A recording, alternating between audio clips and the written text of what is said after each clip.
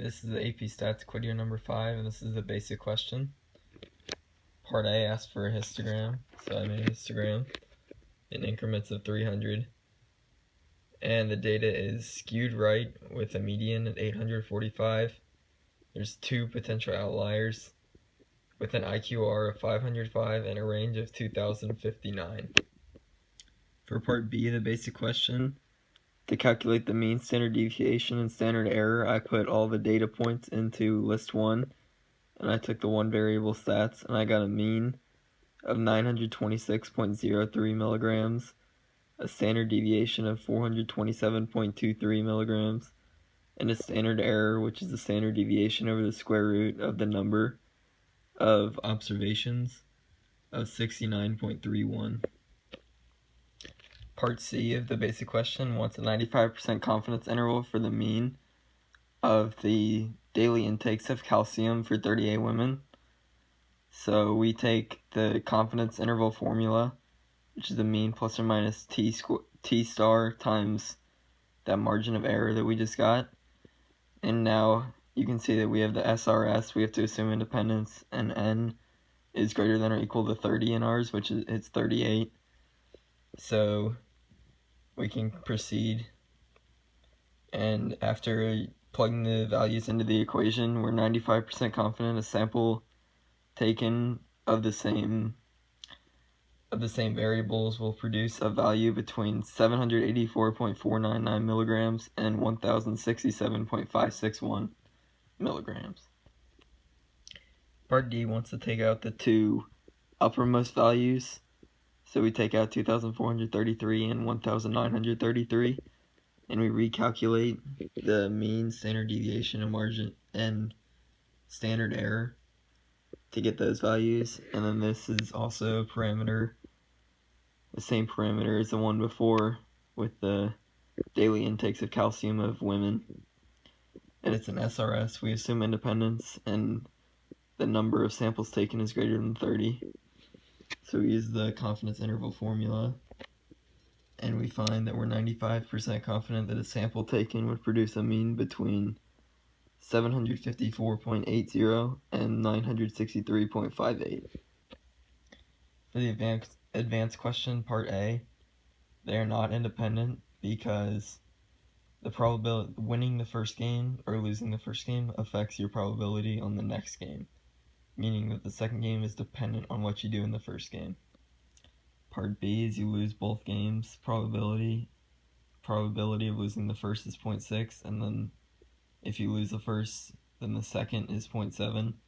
So losing both, you have a 0.42 probability. Part C is win both, so you have a 0.4 to win the first, and if you win the first, you have 0.2 to win the second.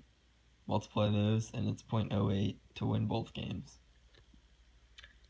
For the probability model, I made a tree diagram that demonstrates all the probabilities, and I found the probability of each event occurring, and I found that the probability of winning 2 is 0.08, winning 1 is 0.50, and winning 0 is 0.42.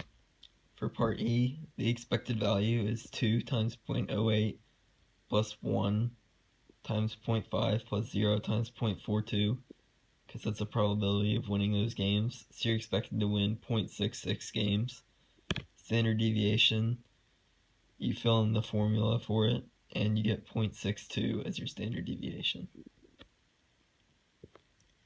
For the AP question, the parameter is the level of E. coli bacteria contamination in beef, and the HO is the mu of A minus the mu of B equals 0, and the HA is the mu of A minus the mu of B does not equal 0, with the mu of A being the mean amount of E. coli bacteria found using the first sample, or using the first test, and the mu of B being the mean amount of E. coli found using the B test. And our assumptions are assume independence, assume normality based off a histogram that I computed right here. that's a histogram based on the difference. And there's only 10 observations. And we're going to use a one sample t-test for this.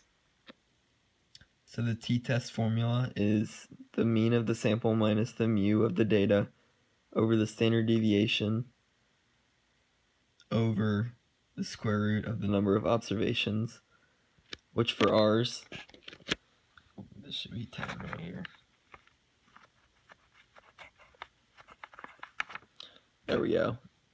And we get 1.46 for our t-value. For the t-value of 1.46, we find that under the degrees of freedom of 9, and we have the book right here. You can see the degrees of freedom over here, 9, and then we're looking for 1.46, and that would be in between 0.05 and 0.10, which I have on my paper right there.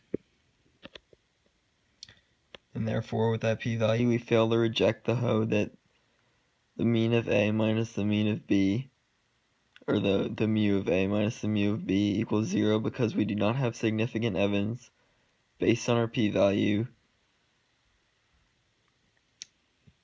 and that p-value is above the alpha equals 0.05 level.